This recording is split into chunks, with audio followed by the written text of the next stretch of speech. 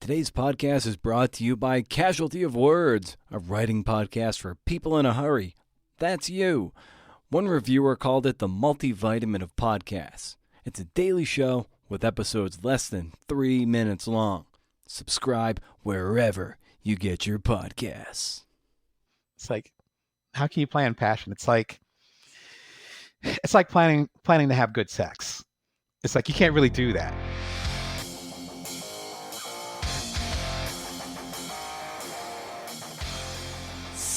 Salacious.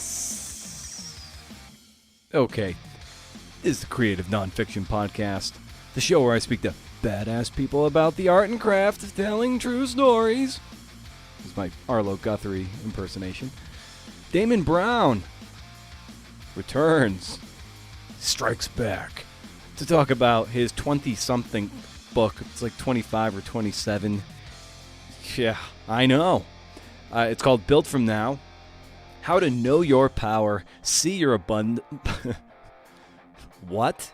How to know your power, see your abundance, and nourish the world. It's published by the Bring Your Worth imprint. We'll get to that in a moment. And be sure you're subscribed to this humble little podcast wherever you listen. If you have a kind review and snap a screenshot of that sucker and send it to me, I'll coach up a piece of your writing of up to 2,000 words. Once we hit 110 reviews, we're done. Good? Good. Used to do this a lot, and I just feel like pulling it out again. We're at 102 ratings and reviews, but this deal is for written reviews. I already know what's there, so whenever you write a review on Apple Podcasts and it publishes, snap a screenshot, and we'll get to talking. Email the show, creativenonfictionpodcast@gmail.com. Come. Deadline for issue 2 of the audio magazine is around the corner. It's like 6 weeks away, man. March 21st. I'd hate to cancel the audio magazine because I didn't get enough submissions. That'd be embarrassing. There's money in it for you, too, straight from my wallet to your swear jar.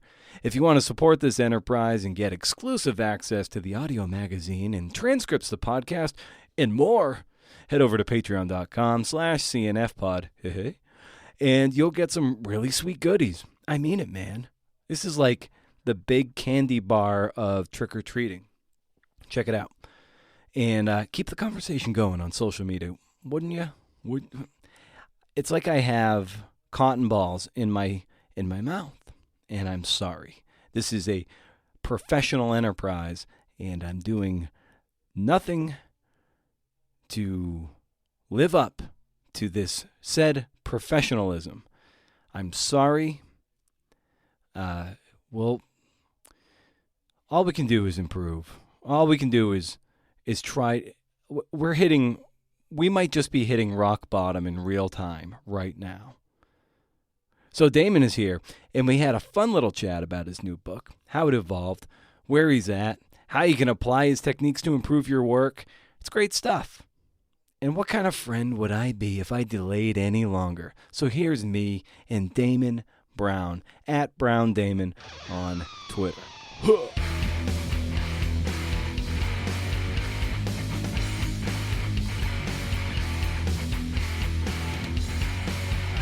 Felt almost that a certain honeymoon energy to it that you hadn't felt in a lot of your other books. Like it was charged with something you hadn't felt in a while. So maybe you can explain that and why this book really it gave you that juice. Yeah, and I'm glad we're having that kind of conversation, because I can't have that conversation with everyone because not everyone's a creator. So I appreciate you bringing that up and noticing Cool. that nuance. So this was a little bit different, where my Built From Now is my 25th book, but it's my 7th book in the last 4.5 years of a particular series and a theme. And the first one was The Bite-Sized Entrepreneur, that came out August of 2016, I believe, shortly after my second son was born. And it was really about me shifting from being a journalist to becoming an entrepreneur at the exact same time that my first son was born, and leading those 2 startups. The second one became Cuddler, bootstrapping those, getting a lot of popularity with it, and then selling the app around the time of my eldest son's second birthday. So from when he was 4 months old to just after his second birthday, I was an entrepreneur, did two, maybe three TED Talks in that period of time. It was insanely productive. So I came up with this idea of the bite-sized entrepreneur where I'm African American. I'm happily married. I'm not an Ivy League dropout. In fact, I have 2 degrees, including a master's. So I finished school. you know, it's like and I spent time in Silicon Valley. I'm like, I don't pattern match. I'm not a cultural fit to them. And so I would be ignored, but here I am on the cover of the Wall Street Journal, and then a few months later, my app's getting acquired. While I'm happily married, literally have a home with a white picket fence at that time down in San Diego. So why doesn't it fit into that? So that became the Bite-Sized Entrepreneur. It was my first major self-published book because the traditional publishers, they weren't feeling it. And they didn't believe that there was a movement of non-traditional entrepreneurs, people who didn't fit the thing I just talked about. And it became a bestseller. And so that became a series. And so it turned into a trilogy. And all of them sold solid. But particularly the first one really took off and it got into keynotes and all that other stuff. And then, as we talked about in the previous podcast, like I said, about a year ago, people were coming up to me after my keynotes or talking to me and saying, okay, I got your book, and the Bite-Sized Entrepreneur is really about service, how you can be more productive, how you can do better time management. Each chapter is like 2 pages long. It's built for someone who was in the position I was in, where I was running my startup from 3:15 a.m. to 6 a.m., and then my son would wake up. And then I have my son all day until my wife came home from her traditional job at 6 p.m. It was built for people like me, where it's like, I don't have time to, listen to a 5-hour podcast, or I don't have time to read a 500-page book. So people would grab it, they'd like the book, and then they'd say, all right, I got your book, but how do I know when it's time for me to start? And as we talked about in the previous podcast, I'm originally from New Jersey, so of course I have my South Jersey face on. And I'm like, you fool, you could have started already. What do you mean? Right. What do you, but they were almost like waiting for a blessing. It's like, oh, okay, Damon's done this before. So, I'm going to get approval from him. But I was Yeah. really a masquerade for their own insecurities. And they were waiting for that degree. They're waiting for that money to come in. They're waiting for their kids to grow up. I mean, we could go through the litany of excuses. You know what I'm talking about, where we don't get started. So Yeah. that's really where that follow-up came out, which was Bring Your Worth. And the theme of that was really three different things, three different tenets. Number one, everything is a partnership. So, negotiate your discussions as such. Because if you're partnering with someone, they need you as much as you need them, financially and otherwise. Number two, don't wait for permission, which is what I just got into. And number three, everything that you do and everyone on earth has a legacy. And so create with those three things in mind. I have to give that context because when we came all the way to Build From Now, I was percolating on this around the time I became an entrepreneur in residence over at the Toledo Library. It's one of the biggest, strongest libraries in the country. I was very proud to partner with them, and I did a lot of work with the local community there. I was living in Toledo at the time, and I recently moved to Las Vegas when I became EIR, and I would fly back and forth. Luckily, a few months before COVID hit, and I was working with different clients. I was coaching folks and all that, and I realized that there was a framework that needed to be had about the resources that we have. And people, again, were saying, well, I don't know how I'm supposed to start. When can I start? I don't have this. I don't have that. There was one interaction in particular where I connected with someone and, we happened to hit it off. It was at a conference. We happened to hit it off. And I was like, well, what are you into? Because I'm a coach. So of course I'm asking, what are you into? And Yeah. and they were like, well, I want to get this thing off the ground. And they already had a big buzz around it. And they said, but I need money. So of course that's a switch for me where I'm like, okay, all right, well, people don't just need money. You need money for food or clothes or, health insurance or, it's a resource to get you other things. You don't just need money, right? And so Yeah. I was like, so what do you need the money for? Well, I need the money to launch this thing. And I'm like, well, that's cool. But okay, let's say I give you $100,000 or $1 million. It's like, so then what are you going to do? And they said, well, then I would hire a web designer. And I was like, well, so you don't need money. You need a web designer. And then we broke it down, and it's like, so you can barter for that, or you can give them a piece of your company, or et cetera, et cetera. And they just made this face like I was actually giving them solutions. And then they just smiled at me, and then we both were understood that they didn't really want to go there. What I really want to do with Build From Now is get into the resources, get into the muck of it and say, what are the resources that every single living being has? And I'm getting to the point now where I've coached hundreds of people, connected with thousands of people, creatives and other people in entrepreneurship communities, and I'm seeing the pattern. And there's four different resources. There's focus, there's agility, there's time, and there's energy. So there's focus, agility, time, and energy. I call them the fates, so it's just easier to remember. And depending on where you are in your life, you absolutely have all of them. But the challenge is that one or two of them will actually be higher and one or two of them might be lower. And we tend to get mixed up because we'll be pointing at the one that we don't have much of and worrying about that and not recognizing that we have the one that we have the most of. Like, I'll give myself as an example.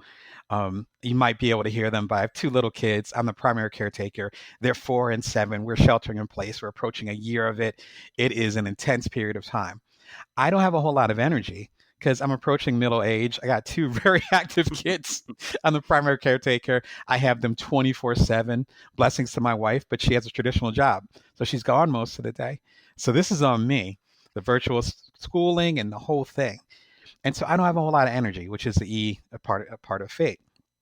I don't have a whole lot of time because, again, I just launched a book. My book is like 35,000 words. I have my own publishing imprint now, so I'm self-publishing it. I do not have a PR manager or anything like that, so I'm handling all this stuff on my own. And I got the two little kids. Yeah. And I still have my journalism, and I still have my coaching practice, and I still might do my consulting as far as internal coaching for different companies. And so it's like I don't have a whole lot of time, but I am ridiculously focused. Like me and you talking, there's no one else existing in the world. And so that's my strength. And I have this quiz at buildfromnowquiz.com, and it's free for everybody. Everybody can take it. It takes 3 or 4 seconds to take it, or 3 or 4 minutes. It's really quick. And it'll tell you what your main resource is. Oh, hold on a second. Sure. I know, honey. I'm actually on my interview, though. Baby, this isn't the time to settle in the office. No. Okay, that's wonderful. I think it's my new books. Can you close the book? Can you close the door, honey? I have a bunch of new books because it just launched. Feel free to keep it in, whatever you want to do. Like this is the life. I was just talking to somebody else, and I can do things in 5 to 10 minute intervals, including showering, going to the bathroom, whatever. And then one of them will go and look for me. It's like that's kind of the process. But you can go take the quiz at buildfromnowquiz.com. And I designed it so that it's a free like service or quiz for everybody to just take, even if they don't buy the book. And it's like 3 or 4 questions. It's multiple choice. And then it will tell you whether your main strength is focus, agility, time, or energy. I know mine is focus. And I write about that in the book. And I share quite a few personal examples with it, as well as examples from, major icons like Alex Haley, like Toni Morrison, like Ava DuVernay, who's my favorite director.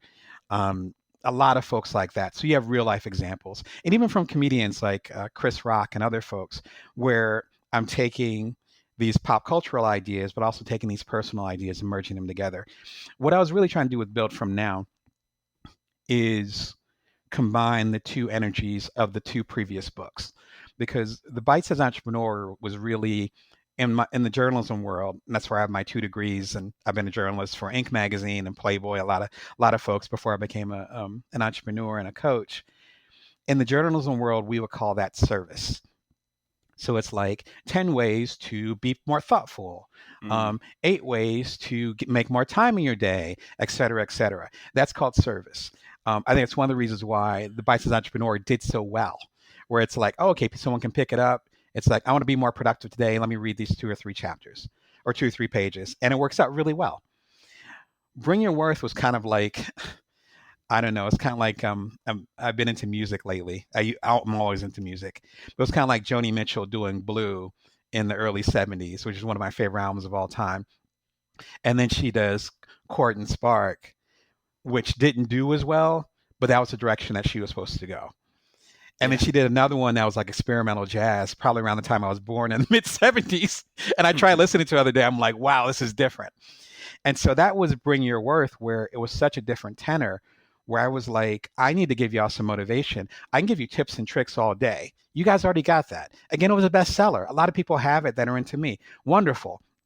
That's not going to get you off your ass. That's not going to get you going. That's not going to move the needle. That's not going to get you passionate about impacting the culture. You finding ways to be more productive isn't going to get you there.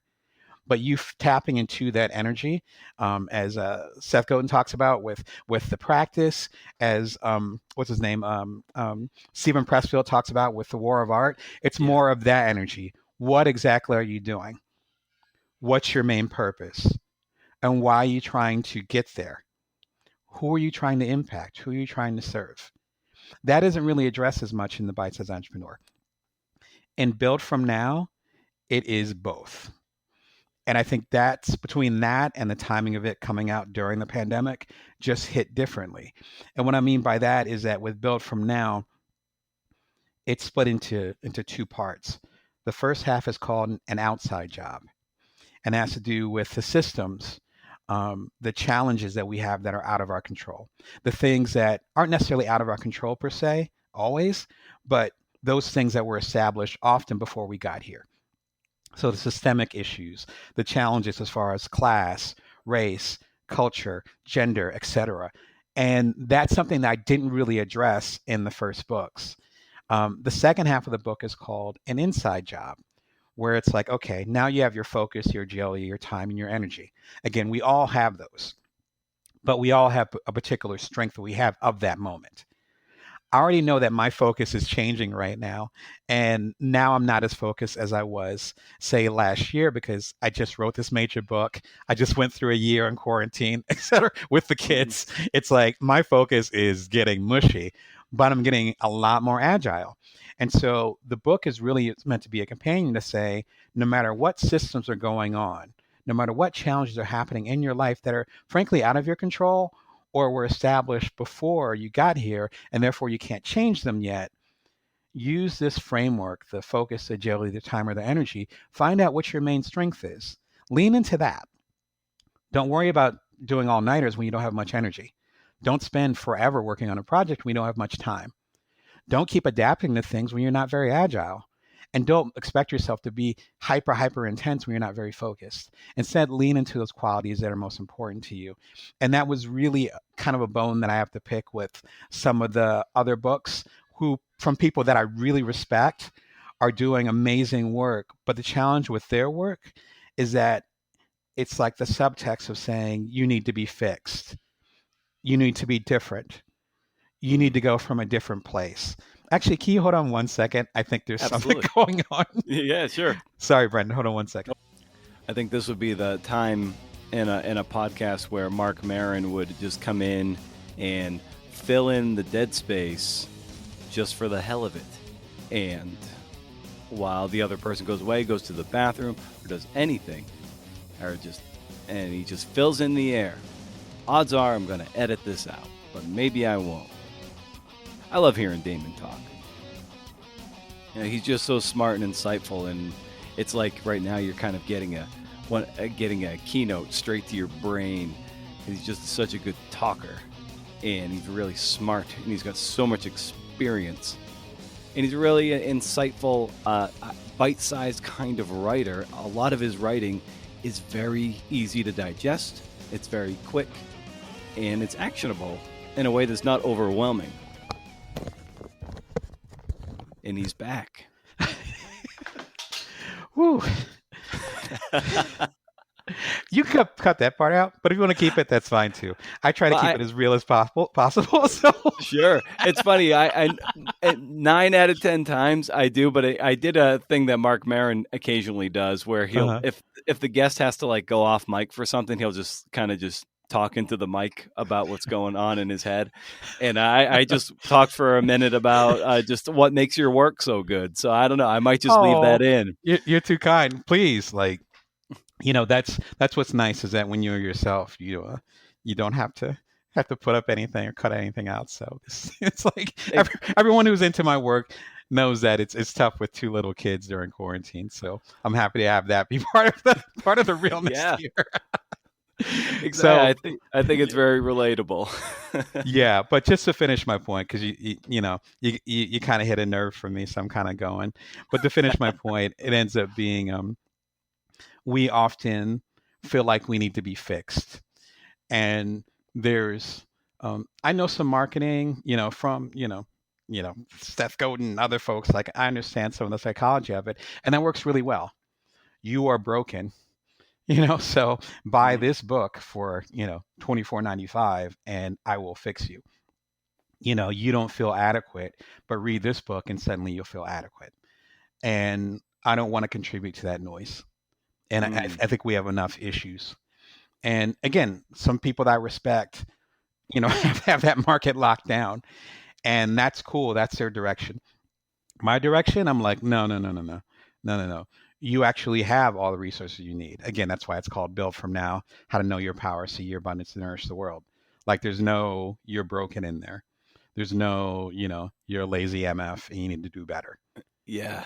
You know, Exactly, because there are myriad ways for us to hide. We don't have the perfect mm, website. We haven't locked down the domain. The social media handles are taken. And should this book have a companion podcast? Should I be thinking about the book that's going to spin off of this podcast once it gets 1 million downloads? There are any number of ways to keep us from taking that step when all you really need to do is, like you say, just build from now. Take that first step and then see where you go. Learn when you make that first mistake. Actually, invite the mistake, because at that point, there's going to be an inflection point of growth that you would have never encountered had you not started and just taken that first step and built from what you have. absolutely. In fact, I have a real life example. I'm going through this right now. Is I just launched a YouTube channel at youtube.com/Brown Damon. And right now I'm calling it the Bring Your Worth Show because I can't think of Nice. anything else. I just did a book launch. Like my creativity is down right now. But I love, connecting with folks in different ways because I wasn't able to do a traditional book tour with this. And so I wanted to find different ways to connect with people. So up until recently, it was every day, and now I've slowed it down to Monday, Wednesdays, and Fridays at 11:30 a.m. Pacific time, so our time on the West Coast. And it's a live episode every Wednesday, and it's a recorded 10-minute episode every Monday and Friday. I don't know what the hell I'm doing, and it's great.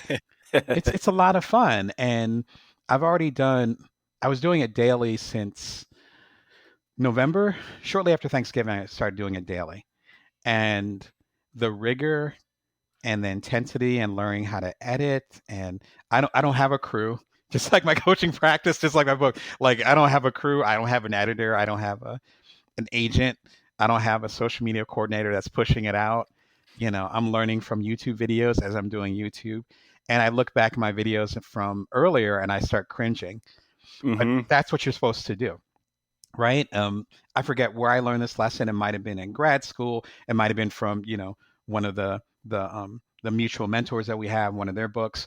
But they said, if you're not looking at your old creations and cringing, then you're not doing something right. Yeah. And right, you got to evolve, and it doesn't have to be perfect. It just has to be better or closer to your truth.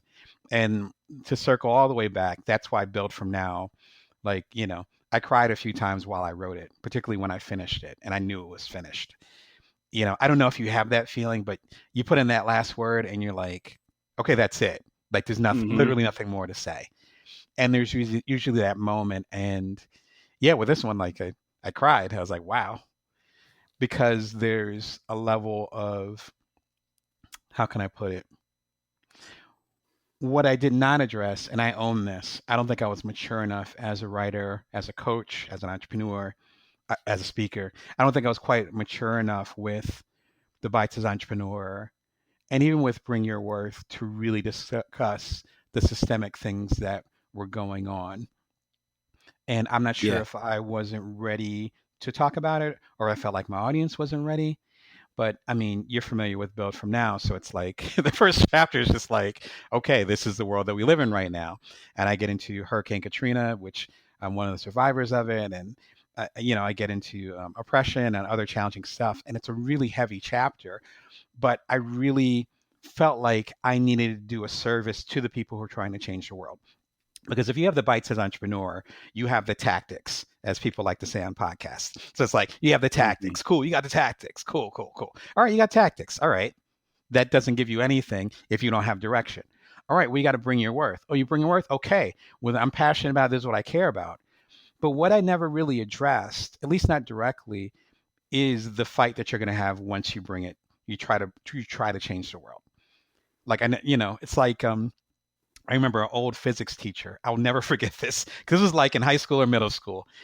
Old physics teacher said that boxing, he was determined to be a boxer, and he would practice in the gym day after day after day. And he's like, I have the stamina for it. I'm going to be the next heavyweight or whatever, middleweight champion or whatever. And then he went into the ring, and number one, he got hit, which is famous sayings about that from Gus Tomato. Like you have a Mhm. plan until you get hit for the first time. But then the other part of it is that he would swing and he would miss. And the missing of it, he didn't realize how much energy it took to recover from missing someone. Because he was used to hitting punching bags and those bags that are hanging from the ceiling. You tell I'm not a boxer, but the bags that are hanging Yeah. from the ceiling, and the large ones that are body shaped, or usually someone's holding on the other side. I know you're a sports guy, so you know those details, and you're used to hitting that and getting that impact and getting that fulfillment. Built from Now is basically saying you're going to be swinging, and there might be people or systems that intentionally will make you miss. So you have to be ready for that. And so you're getting in the ring now, as Brene Brown would say, you're getting into the arena.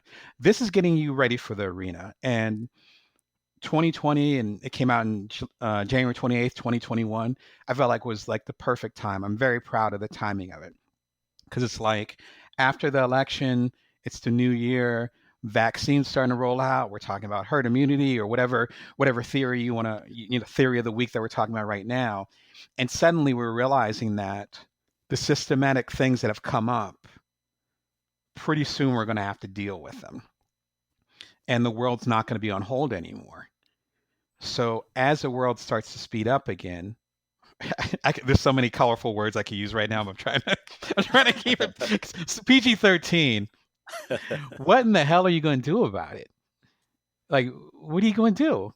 Where do you go from here? How do you build from now? If you don't know where your strengths are, how are you going to change the world?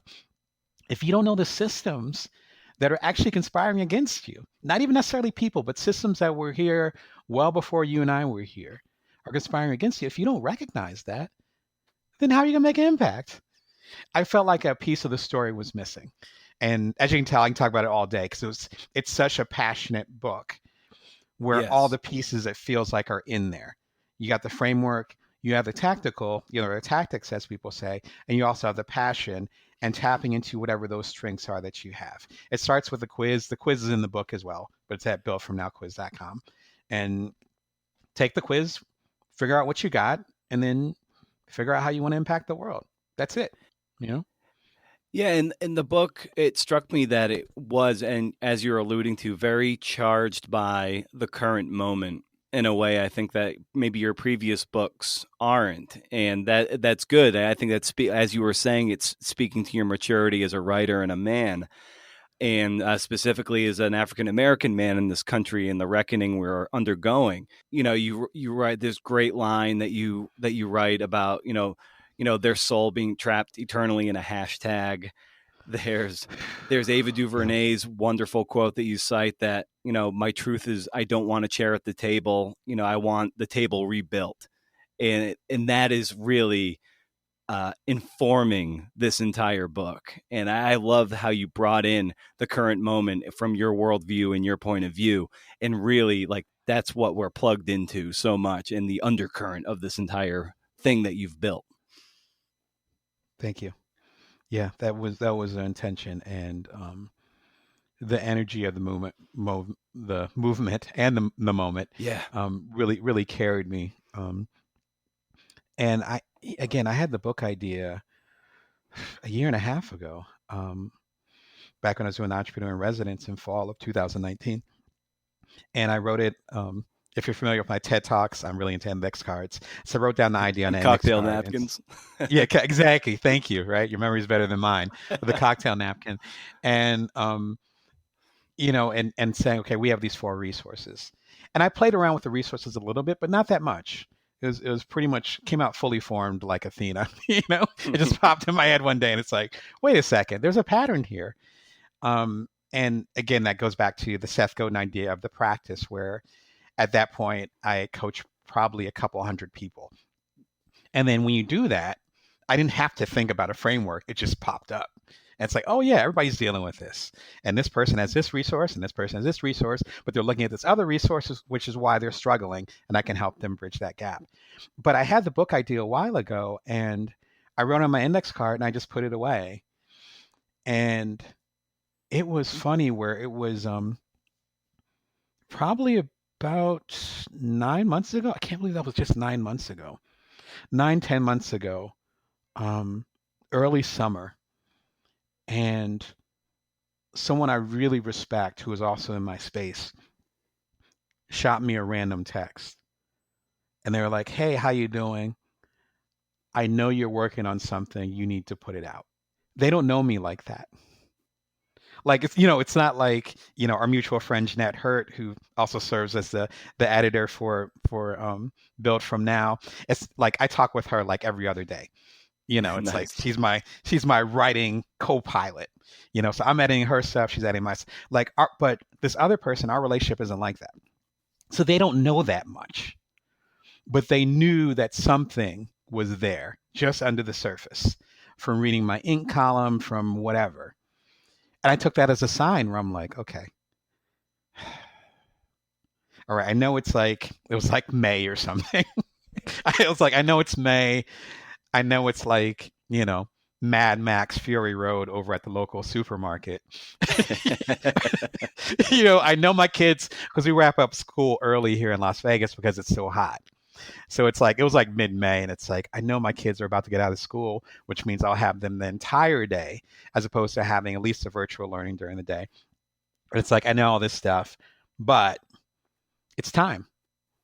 And as soon as I accepted that, I started writing. And I started writing and I started writing. And I ended up writing the skeleton of the book within a very short period of time, within like 2 weeks or something. Later on that summer, I got a random message from TED asking if I want to do a virtual TED Talk.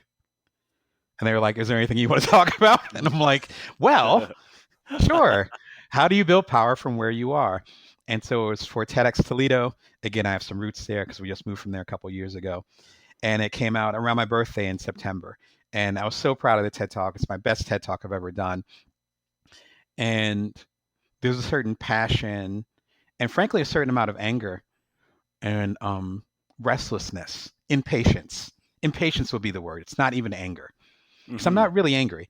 It's more like impatience. It's like, okay, enough of like accepting that these systems are right or correct, or accepting that these systems are going to correct themselves on their own. They're not. Right. Yeah. Right? You can get me on a rant on that, but you see where I'm going. Yeah. Yeah. And so that came out. As soon as that came out, and with the impact of it and me writing, again, the treatise, essentially it's a treatise of the book, but writing it and doing it in like a 13-minute TED Talk, it changed the whole tenor of the book. And I pretty much scrapped what I had before and then wrote it all over again. And that's the book that you read, with, again, that intense opening, as far as me talking about Hurricane Katrina and my experiences with it and how it reflected systemic issues well beyond just there being a geographical defect, and how that related to the issues that came up in 2020 that we're still dealing with now. All that wasn't there.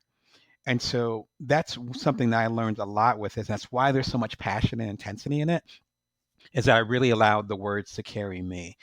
A second part of it, which gets more into the inside baseball slash business of it is that I wasn't planning on writing a book. And so I had The Ultimate Bites as Entrepreneur, and then I had Bring Your Worth. And they both did what they were supposed to do. And I had no book on my agenda. I had my idea as far as with the framework, but I didn't know if that was going to be a book or if that was going to be a course or something. I didn't know. And so when it came to me from the prompting from, my colleague, as well as me getting asked to do this TED Talk, when it came to me, it came in like a rush and it really came fully formed. And the rest of it for that period of time up until the launch in January, sending it to the printer and all that stuff, the rest of that was just refinement. But it like the bones were there. And so I'm really in the space. And I think a lot of us should be in the space as much as possible is to let the work inform us versus trying to force the work. Because I've Hmm. had period of Yeah. times where I tried to force the work and I'm like, okay, we're going to write this and I want to have an impact. And I want to have passion. It's like, how can you plan passion? It's like planning to have good sex. It's like you can't really do that. Right? Like you Oh have to yeah. be in that Yeah. right? Right. You have to be in that moment. And then when you're in that moment, then you're getting cues. And then you realize where you're at, and then you realize where they're at, and then suddenly these details come together, and it might turn out okay, or it might be the best thing ever. But you're trusting that process as opposed to forcing it. I'm not really big on the muses and so forth, even though I'm a big Elizabeth Gilbert, big Magic fan. I'm not really in that camp. I'm more in the Stephen Pressfield camp, where it's like you sit in your seat, and then the stuff comes together from the rigor, from the work. And so it was And then interesting. sometimes the bolt of lightning that is something that is truly the muse can strike you, but you do have to be in Yes, the seat. You have to be yes, standing on the lightning rod in order for it to have a chance to hit you. exactly, Brendan. Exactly. Yeah, I couldn't agree more. And standing in that space. And what's ideally what I would like for people to do is to realize that they do have the resources that they have. They do have the resources that they need to recognize what their best resource is, not to feel shame or guilt because they don't have this other resource that someone else has as far as the comparison game. And lastly, to realize that they can build from now. Like they can get started right now. It could be baby steps, which goes back to the theme of the Bite Size Entrepreneur, but you can get started right now. And I'm hoping that in some subliminal way or some deeper level, double entendre, if you will, that I can be a proof of concept. So it's like being able to juggle the boys, being able to still have my coaching practice, still do my keynotes and the TED Talks and all that, have all this stuff going on in the year. Not to mention the trauma and other things, being a person of color and leading a family of color, um, but also being able to do this book. And writing the book didn't stress me out. That's why it's like I can feel the joy coming out of me. Like it was such a joy to write it. It was emotional, it was fun, it was intense. There was stuff that came up that I haven't thought about literally in decades. And I'm like, oh my God, I have more to reveal. Hmm. And it would just end up being this grand exploration. I think it also helped because this is my seventh book in this series, if you want to call it that, is that as one of my mentors said, I have to get to the point where I trust my audience. And so if I'm going to have really uncomfortable conversations, I'm going to trust my audience enough that they're not going to get up and walk away. They're not going to hang up the phone. Hmm. And that's an insecurity of mine. I actually talk about and build from now. Probably why I make a living as a communicator. But that's an insecurity of mine. And I'm like, well, I can't bring that insecurity to this. It's like I'm going to trust where if I'm going to, you know, do a handful of curse words, if I'm going to talk about uncomfortable things, if I'm going to talk about racism and other things, then, if they put the book back down, then maybe they're not really my audience. I know with Bring Your Worth, I had a wonderful experience recently where um, someone came to me and wanted to reconnect, and they got built for Bring Your Worth, which came out 2 years ago this week, actually. So it came out February of 2019. They didn't even listen to it. I think they got the audiobook. So they didn't even listen to it till like a year ago. and it spoke to them exactly to where they were at that moment. And like I said, Bring Your Worth was not a bestseller. The sales were way more modest, but ended up hitting people when they were supposed to hit it. And the thing with Build From Now is that gives them the opportunity to get it. And it might be a year from now, 2 years from now.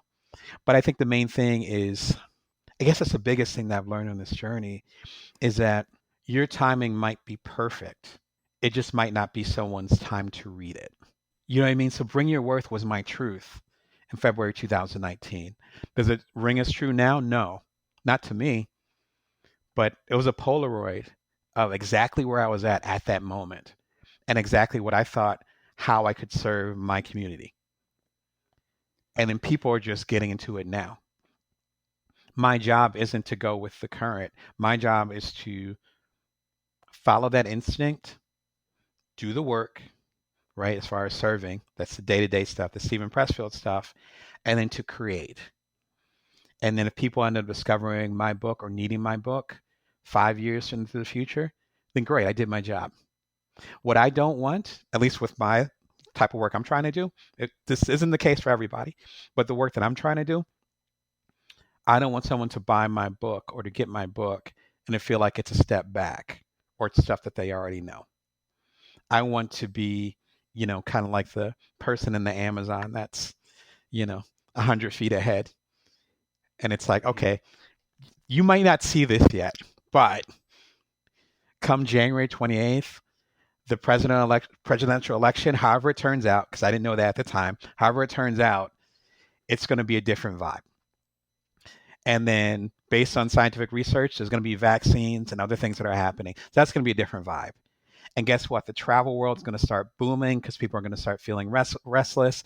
I can already see Airbnb doing their IPO, which they ended up doing a few weeks ago. So it's like, so I'm going to write a book that's going to prepare you for the world tomorrow. I know you're stuck in quarantine. You might be stuck with your kids and all the drama. You might even be dealing with death and challenges, which is what I dealt with last year as well. So you might be dealing with personal loss. I get it. Work through that trauma. But as soon as you lift your head up, my book's going to be waiting for you. And it's like, now you can run with it. Go. Here are your tools. Let's go. Let's change what caused last year. I love this something you said that was kind of like challenging your audience, and sometimes by challenging them you might lose some of them, and that's okay. And I know you know me, I'm a big metal guy, big Metallica guy. Yep. And after their first 4 records, which were very heavy prog thrashy, right out of 80s metal, and really kind of an iconic sort of four records. They pivot. They go to the Black Album, shorter songs, better production, still heavy but not thrashy, and they were willing to kill themselves artistically to hit another level and to jump the chasm, as Seth Godin would say. And they did. They did jump the chasm and became they conquered the world, but they weren't. I wouldn't call them necessarily heavy metal anymore after they made that record, but that was a creative impulse and an urge that they followed, and a strategic one at that. So my point being, and what I want to ask you is just, how can someone maybe get comfortable in that discomfort when they might say, you know what, in order to grow, I really actually have to burn down my current audience or kill a version of my artistic self in order to live. I'm a Metallica fan too, and you have, like you said, the Black Album, but then 10 years Which later is you great. have, It's just it's a great album. It was a Like strategic. I bought pivot, it. I right? was in high school when it came out, and I loved Enter Sandman and Nothing Else Matters. But it was a very polished effort. You're absolutely right. But then 10 years later you have S&M, right? And it's just like, whoa, wait, they're with a symphony now? What's going on? And they're just going in different directions. And I think that's such an important question. When I do my coaching, we talk about this, and that's literally like my whole career. So to paraphrase Chase Jarvis, doing that as a muscle, like it's a skill, it's a learned act. It's not innate. You don't want to kill your darlings. You don't want to, as they say in Silicon Valley, you don't want to cannibalize your own work. I'd say there's two perspectives of it, and one of them might be helpful to someone who's listening.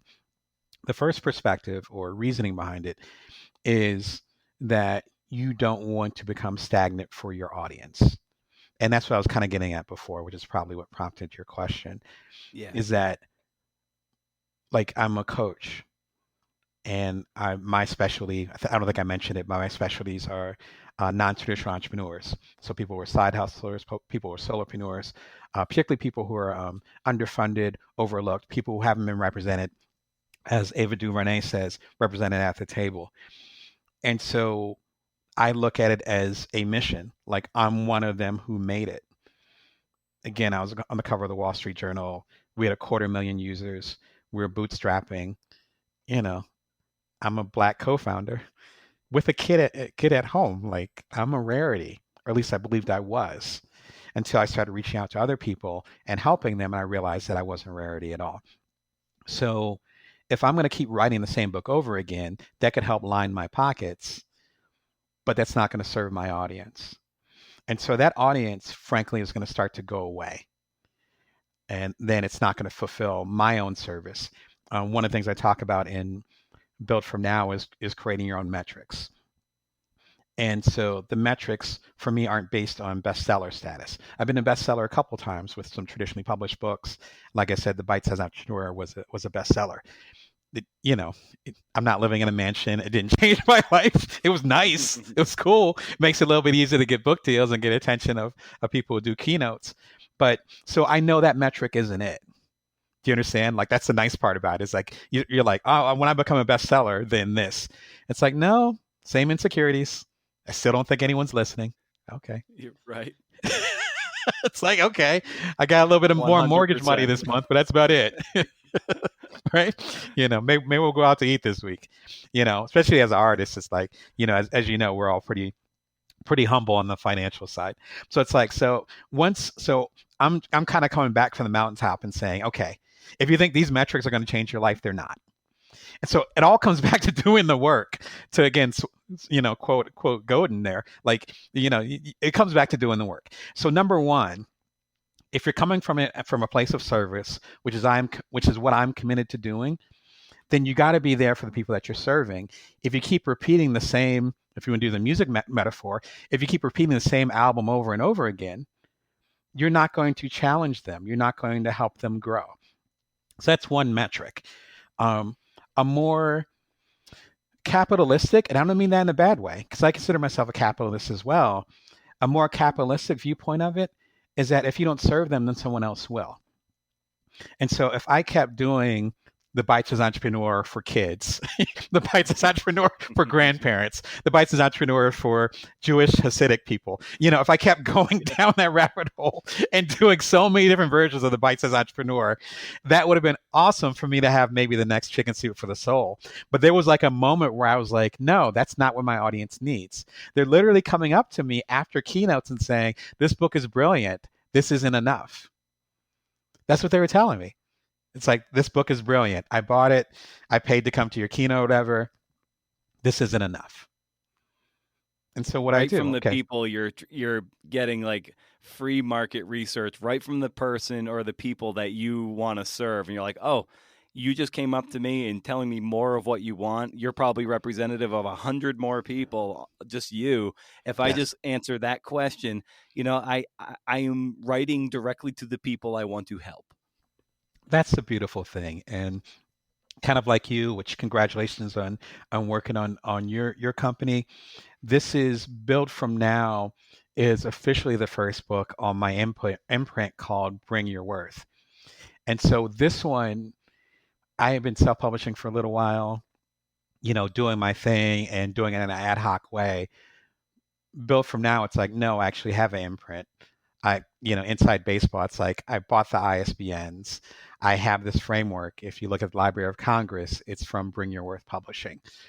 And the nice thing about that with this independent route, and some folks get this with traditional publishing, of course, and we could have a whole different podcast on that. But with the independent publishing, one of the reasons why it works so well for me is because I know who my audience is. I know how to reach them, and luckily they're comfortable enough with me where they'll tell me the truth. And there are some folks that didn't like Bring Your Worth. It was hard to hear. I'm like, oh my God, like I bled into this book. It's my truth. And you didn't like it, but they told me the truth. And you know, and come to find out, for some of those folks, they were served elsewhere because they didn't like the direction I was going. And they might pick up Build From Now. I'm thinking of a few right now. They might pick up Build From Now and be like, oh, okay, I get it. Or they might be like some of the folks that ran into me recently that just now are really getting to Bring Your Worth, even though it came out 2 years ago. So really focusing on the long game. And we can have a whole discussion about that. But I love focusing on the long game and not being in a rush. And one of the nice things is that I don't need like Build From Now to be a bestseller. Getting it on the bestseller list, particularly for some of the media stuff that I'm doing, that would be awesome. Of course. Yes. But I mean, is that going to be the metric? No, because I'm trying to serve people over the long haul. And there's like, yeah, all my books from the past 4.5 years, they're steady sellers, and some of them were not bestsellers at all, but people are still buying them because they know what I say in there is true. And it comes from a place of truth that they're starting to understand now, or that resonates with them now. I'm not worrying about it resonating with them, 4 years ago when the book came out. It's like, no, you can buy it now and it could sit on your shelf and then it comes out and grabs you, or you hear about my latest book and you realize that, you have my other book in the proverbial shopping cart for like 3 years. It's like, maybe I should buy his old book. And then it resonates with you. I mean, I think as an avid reader and as a bookworm, I'm also looking at it as a fan. And something happens when you're a fan and you're a creator, and having that 360 view. And I want people to, just like I grab, what's it called? Ego is Enemy, or I grab The War of Art, or I grab Pema Chodron's book, being comfortable, becoming comfortable with uncertainty. Like I can name those books, and they've been with me like forever. And I just pull them out and they're there. And that's what I'm trying to do with Build From Now, particularly with the resources of the focus, agility, the time and energy, the fates. What I'm trying to do is create enough substance where your resource might be different post-pandemic. So you might be very agile right now, which is the A in fate. And then post-pandemic, maybe you have a ton of energy. So maybe you're E. And there's an entire section for you. And so I want it to really be a perennial thing where it's there. One of the biggest challenges that I have as a coach is that there's only so many people I can help. There's a really good book from a colleague who later on became a friend. His name is Paul Jarvis, and he did a book called The Company of One. And it's about make your company small, or keeping it small on purpose. And he has some great insights in there. And I interviewed him for my Inc. column about a year or two ago. And again, we became friends. So I love his work and his aesthetic. But that's part of it where it's like, if I'm a one-on-one coach and I like this intimacy, even that's why I'm talking so much. Like I love having this one-on-one conversation. If that's what I want, but then I want to impact, say, 100 people or 1,000 people, even if I met with people every single day virtually, 365 days in a year, I wouldn't connect with everybody. And so what I've been trying to do, I think, with the books is take some of the energy from the coaching and have it there on the shelf, because I can't meet everybody. And frankly, I can't help everybody. But if I'm able to infuse it into my work, hence the YouTube channel, the youtube.com/Brown Damon, like that's one of the reasons why I'm doing the regular YouTube channel. It's like 10 minutes of me coaching. It's a certain subject and it's very focused, but it's 10 minutes of me. So trying to find ways to impact the world and nourish the world, knowing that there's only just one of me.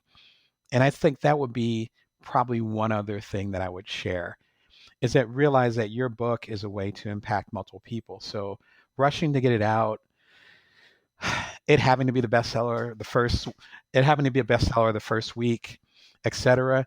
Like those things are not necessary. What's necessary is creating something that's going to stand the test of time.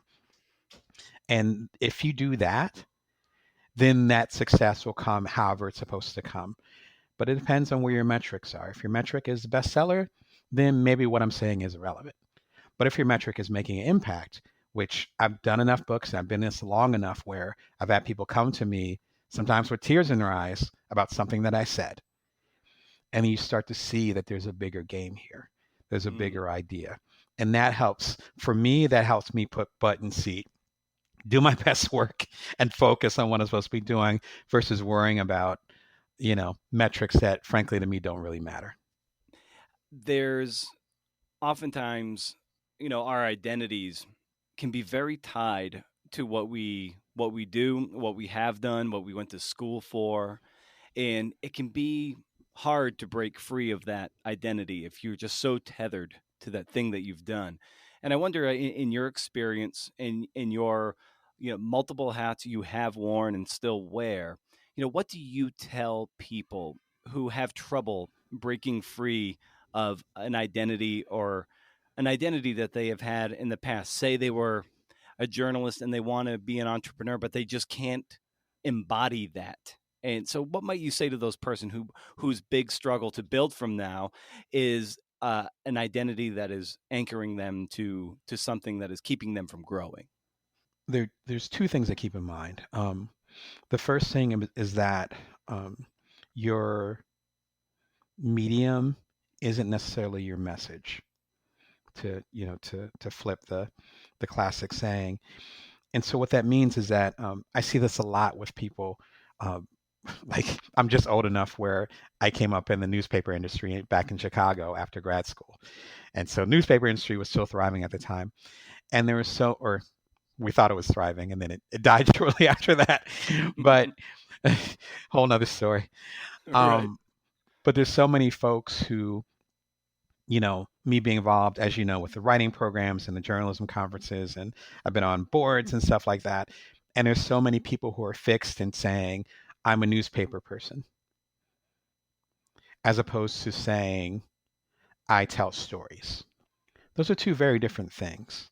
And that's the reason why, again, I'm trying to be proof of concept here, not on purpose, but I do recognize it where me starting my YouTube channel.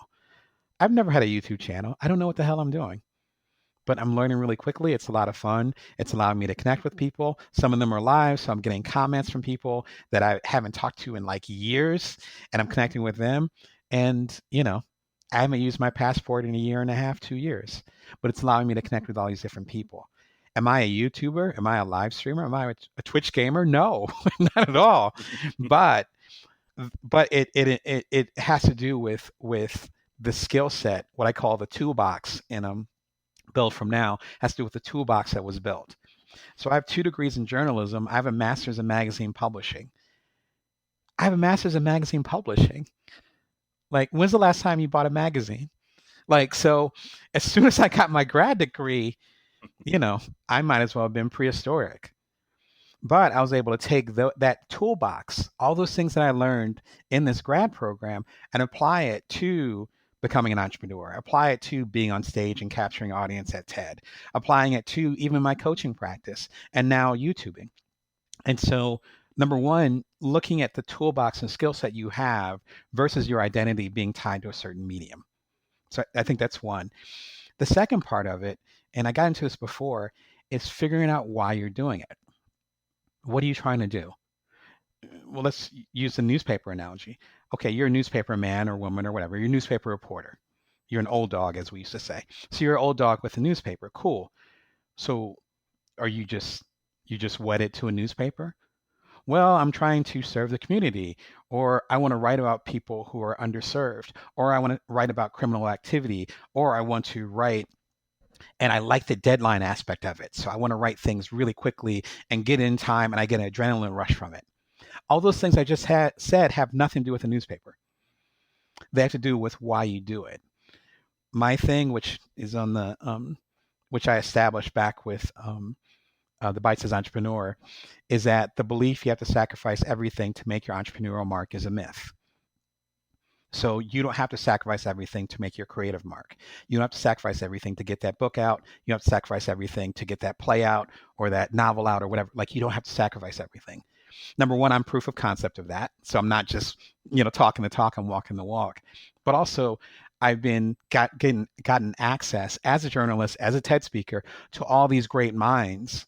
And so I'm bringing all this insight to you and saying, okay, you don't have to sacrifice everything. It doesn't matter if I'm doing a book, if I'm having a podcast with you, if I'm having a drink with somebody at the next conference, hopefully in the near future, if I'm doing a keynote, if I'm on my YouTube channel, it's all that same message. Literally, you can go through, the 100,000s of words that I published over the last, 3, 4, 5 years and listen to all the podcasts and all that. It's all going back to that same 13 word or so message. That's it. So it doesn't matter what platform I'm at. It doesn't matter. YouTube could go away tomorrow and I'll pop up on TikTok. Like it doesn't matter. And once you get agnostic like that and stop wedding yourself again to the medium and focusing more on the message, then I can't tell you how freeing it is. And if you go to youtube.com/Brown Damon, I actually have a couple keynotes that I did for the American Society of Journalists and Authors, and also for the Society of Professional Journalists. And there's one keynote in particular where I talk about how to survive after journalism. And I talk about this. It was back in 2015. And I talk about the exact same thing you're talking about, where it had to be a death of self. But it was a death of self as far as me saying, I am a journalist, and my ego being behind that. I have a master's from, at that time, the #1 journalism school in the country, and I am a journalist, and I've written for Playboy and New York Post, blah, blah. All that ego stuff had to go away. And it's like, nope. The belief you have to sacrifice everything to make your entrepreneurial mark is a myth. It's a lie. My main thing is showing people how it's a myth, how it's a lie. And as I help them get empower themselves, then they're going to change the world. So it doesn't matter if I'm a journalist or not. The people that hire me as a coach don't care about my grad degree. Inc. magazine doesn't care that I have a grad degree. It's like they know that I'm trying to make an impact and I have the skill set to do it. And so I think number one is not identifying with the medium, but identifying with the message you want to give. And number two, understanding that your skill set is transferable. Again, if I focus on just having a master's in magazine publishing, I'd be in a lot of trouble right now. But I was able to have an expansive career because I focus on the skill sets that came from going to Northwestern versus me having this badge of honor and me having to justify the lot of money that I paid for that grad degree by staying just a journalist. There's a lot of ego involved in it. And I think you were hinting at it earlier. I think the ego just needs to be burned off. And the faster you do that, the more you'll get some type of freedom. And I think you'll be able to hit that true artistic, what's the word I'm looking for? Not peak, but your true capacity. I think a lot of us are tied into the ego and having to be a certain way. Just one more example of that with me being a best-selling author. Last couple of books I've done were not bestsellers. And so if I was ego invested in being a best-selling author and I felt like I needed to defend that moniker, then Built From Now probably wouldn't exist. Because that first chapter, I had some early readers where they're like, you're going to start with this?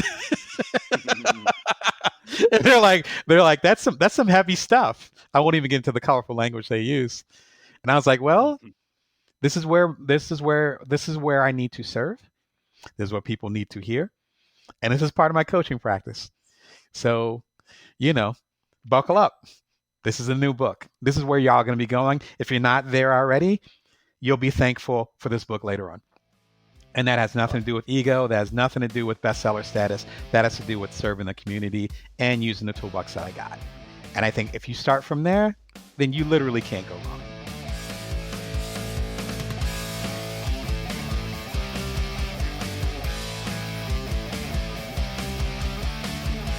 Thank you, listeners, CNFers, and thanks to Mr. Damon Brown.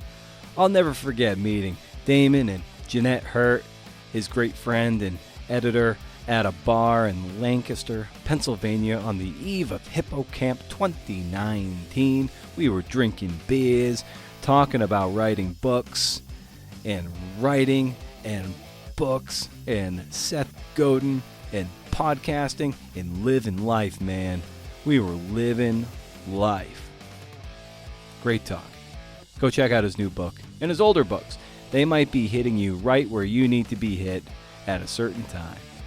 That's the great thing about books. You can throw them up on the shelf. You know what? They'll talk to you. They will choose to be read. You think you're out there picking a book and reading a book. No, that book is picking you. Trust me. It's weird. BrendanO'Meara.com, hey, is where you'll find those show notes and to sign up for my monthly newsletter. There, you'll get book recommendations, win book raffles, get linked up to cool articles I come across, and get an exclusive invite to the CNF and Happy Hour. You just missed Happy Hour number 4. I know you missed it because very few showed up. We had Paul Lisicki as the special guest, and I felt sort of bad for him. I really did. It was just me, and I'm not exactly the best of company. And thankfully, good old Damon showed up. That was awesome. And so it was just the 3 of us for 45 minutes, and I hope Paul had an okay time hanging out. He didn't reply to my email saying how sorry I was that nobody showed up. So I'm led to believe he hates me and will never come on the show again. It's only logical. It's like anything in this world. If I did a better job, then more people would have showed. If I made a better show, more would join our CNF and gang. If I wrote better pitches, they wouldn't be met with stone cold silence. If I had better self-talk, I wouldn't be such a fucking loser. Thankfully, nobody listens this far in the podcast, right? Anyone? I can never tell. But rest assured, knowing that things are okay, I stopped taking the Adderall several weeks ago, and I'm sleeping much, much better. I'm meditating and doing many analog things early in the day between 5 and 6 a.m. and late at night, typically between 8 and 9, as we try to land that plane, man. Journal at night, journal in the morning, clear the deck, set the bowling pins, locking in, getting in the pocket like Tom Brady, trying to win Super Bowl number 7. He did it. Rooting for that man. My former New England Patriot. I'm ready to submit the memoir to an agent, and my best friend Kim Cross is putting me in touch with someone to elevate my query from the depths of the slush to the upper crust. So I better not blow it. I had Kim read the query because when someone is going to vouch for you, it reflects on them too, you know? I was like, you're going to want to read this because I don't want to drag your beautiful name through the mud. She's not a baseball person, and she dug the query and said she'd read it. She could just be saying that, but maybe she isn't. Maybe she will want to read it, and if she does, I might be in business, CNFers. And if you sign up for patreon.com/CNFpod, I'll be sure to send you a copy when it's all said and done. If it ever is said, and if it ever is done. It's the least I can do. So do me this one more solid, will you? Stay cool, CNFers. Stay cool forever. See ya.